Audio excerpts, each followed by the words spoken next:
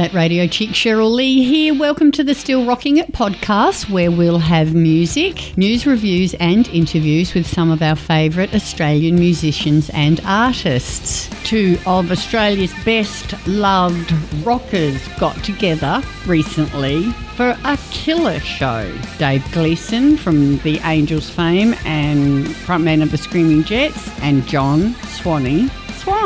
We interrupted their one and only rehearsal and were lucky enough to sit down and have a chat with them.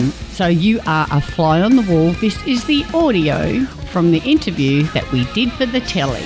To catch up on podcasts from other favourite artists, simply go to thatradiochick.com.au. Welcome to RiderTV. You're with Cheryl Lee, that radio chick, and we are with two Australian music legends today. We've hijacked the rehearsal room of Swanee and Gleeso to have a chat about their gig on the weekend. You guys, you're consummate professionals, but you thought you better have at least one rehearsal, right? Well, on the band. We were more worried about the band than us. That's right. We know what we're going to do. And it'll be whatever we want. They'll just have to follow us at some certain junctures. This sounds like it's going to be a good one. So who's the brainchild behind this collaboration? You are. You guys have done something before in the past, right? Yeah, we did an AC/DC thing. We did a Led Zeppelin thing. The AC/DC thing was a tribute to Bon. Yeah, that's right. It was after it. Yeah, that's right. Angry and Mark Gable and I got to tell you, that's probably and that band. Yeah, it was amazing. Fun because we got to go out and nobody extended themselves to try and be like Bon. We just did the songs. Yeah, that's right. And that's really what we want to do now is celebrate Bon. That's why I thought there's only one person I want to do. Well, that's him. So this is the first time out as a duo, a duet though, right? Yeah, certainly. Yeah. It's exciting. Done a few duos and duets. It came about firstly because John's got a new album that he's working on, and he asked me to sing on a track on that, and then he called me up a couple of weeks later. He said, well, why don't we do a show together? So yeah. Well, I had this track sitting there, and it's one of those tracks that, you've got to find the right persons for, to suit their range, to have it like that. He put a demo on it, and it just nailed it, and that was it. Look, one or two vocals. And I was really lucky with most of the guys because what happened is they actually just did one or two vocals, except for Colin Hay, he did about 5 vocals. Right. And after a gig, 250,000 people, and he's come off stage and manager said, what do you want to do? And he says, book me a studio. I said, when? He said, no. Classic. He did that. Said, I'm back to me next month. Awesome. Well, there goes one of my questions, because I was going to say, what's next for you, John Swan, after this? Can we talk about your secret album yet? So clearly the answer is yes or no. I can't really, but we can talk about this because Dave and I are doing that track that we did together. We're going to do it this weekend. I thought it's only fair because we get a chance to sing together very rarely, and like every time you do, it's either with my brother or Diesel or something like that. But there's people that you love, and being on stage with them, you get a vibe off. It's all different for each personality, Being on stage with him is like, it's a fun time. So you heard it first here. You guys are going to play the song from the new album. Yes. Yeah. On Saturday. Yeah. Woohoo! Well, I'll ask you, Dave, the same question. What next for the Screaming Jets on top of the phenomenal success of the Professional Misconduct album last year? Got something else going on? Yeah, we're just in the process of getting to write some new songs. We haven't been doing many gigs. We've done sporadic gigs over the last little while. I had my guts fixed up. What was wrong with you? Do the heavy lifting? All the time. All the heavy lifting for me. We had a good 7 weeks off, and then we've just kind of started playing again. And as I said, we're working on getting out a new song, going on tour. We've just changed agencies, which is a bit of a big thing. Wow. So, yeah. It's all happening. It's all happening anew, afresh. Yeah. The good thing is that anything that they do is good because it's sheer rock and roll. And we love guts. And I get to get a new T-shirt. Because because it broke if it wasn't for you buying a T-shirt. That's right. I'm very supportive like that. Sorry. On a serious note, coming up to the anniversary of the loss of Paul Wassine, we miss him greatly. So how are you going with the bass player situation? Yeah, look, we were very fortunate that a lot of people put their hand up to help out. And we did want to, it was kind of in honour of Paulie's memory that we wanted to do the tour. Absolutely. Because there was a very real chance, I thought, if we stopped then and called everything off, that we might never kind of get it up and going again. So, yeah, we kind of stayed on the road and it helped us all kind of get through it. We're all with each other.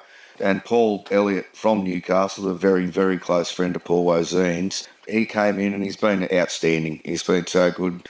Paulie's backing vocals are probably one of the main parts of the sound of the Jet, so he's been able to kind of come and accommodate that. And, he's, it's been a great... Newcastle guys are all the same. They're wonderful. They're utility players. Can you do this? Yep. So is he the permanent? Yeah, we haven't... Almost, not quite. We haven't really decided on that type of thing. It's a...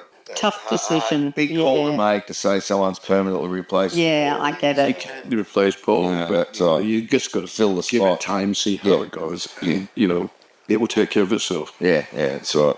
What I want to ask you two rockers is when you're at home or in the car or whatever, and you can listen to whatever you like to listen to, because you guys can, I know you can sing anything, and you can too. You'd sing the spelling book and we'd listen. But what do you like to listen to, John, when you can listen to whatever you want?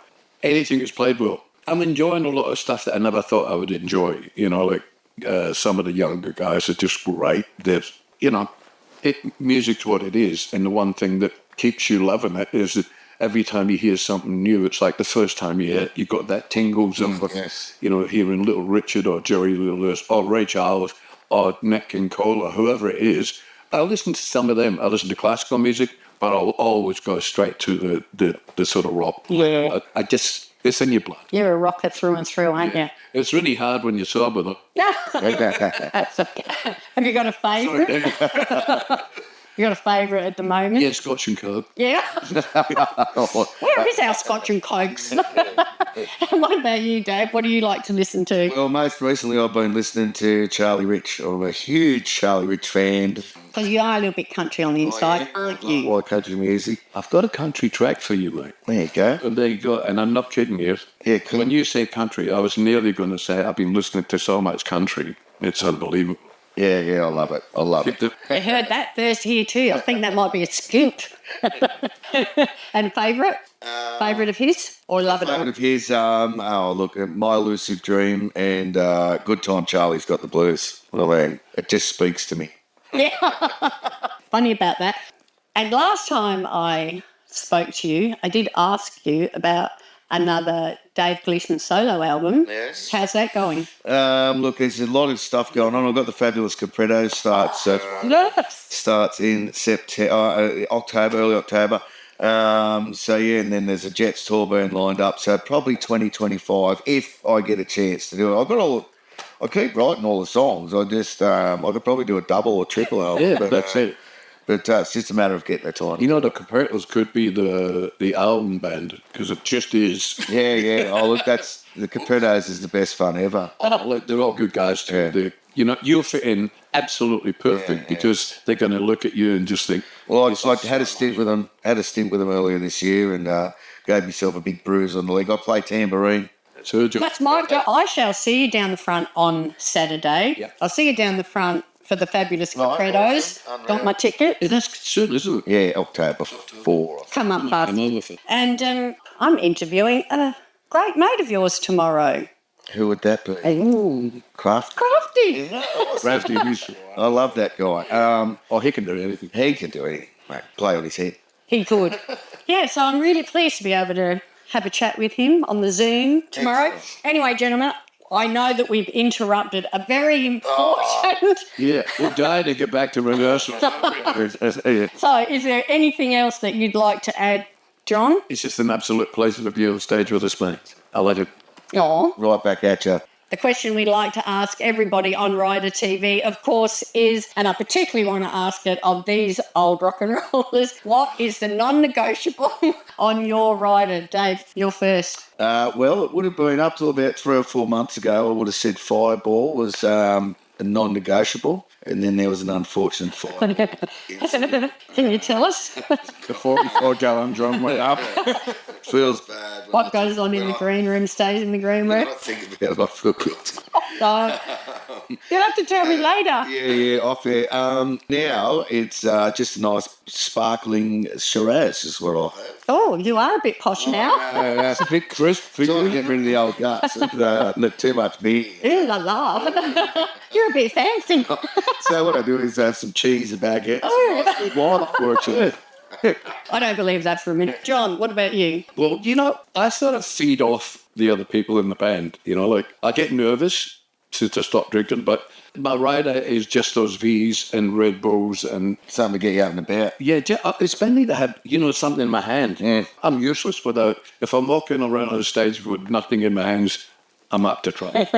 Somebody's going to suffer. Quite different to the 80s then. Yeah, well, that was a whole different ballgame. I mean, I had two guys who I employed, and all they did was they come in and set the room up like this, and they would have the fridge, the dartboard, the daiquiri. The daiquiris were famous, because it was like a daiquiri. Paul Christie and those guys used to say, "Hey, I'll have a daiquiri before we go on." I said, "I don't think you better, but, come on, this, half a Peru's inside the daiquiri, and they'd be up there and he'd be playing drums. All of a sudden he walks off stage and he just walks.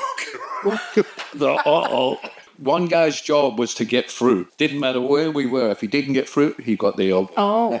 And no, it's if he doesn't come a Red Bull. I do want to congratulate you, John, because you've been sober now for how long? 25 minutes. Yeah. Oh, No, it's 25 years. yeah, congratulations. But it's been no great. mean feat. But, what he's doing is one of the hardest things. I've been 25 years doing it, but what you're doing, that cutting it down and getting it to the finesse, and it brings the better part of you out. When we did that interview with you at your other job, it was great talking to you because, you were really sharp, Oh, thanks, mate. Cheers. Because normally you could hardly talk. Oh, shut up, you two lovebirds. Ladies and gentlemen. Well, that's enough of this love fest. Thank you so much for joining us on RiderTV. See you same bat time, same bat channel next week. Cut. You're with Cheryl Lee, that radio chick. Thank you so much for joining me on the Still Rocking It podcast. Hope to catch you again next time. Get out when you can, support Aussie music, and I'll see you down the front.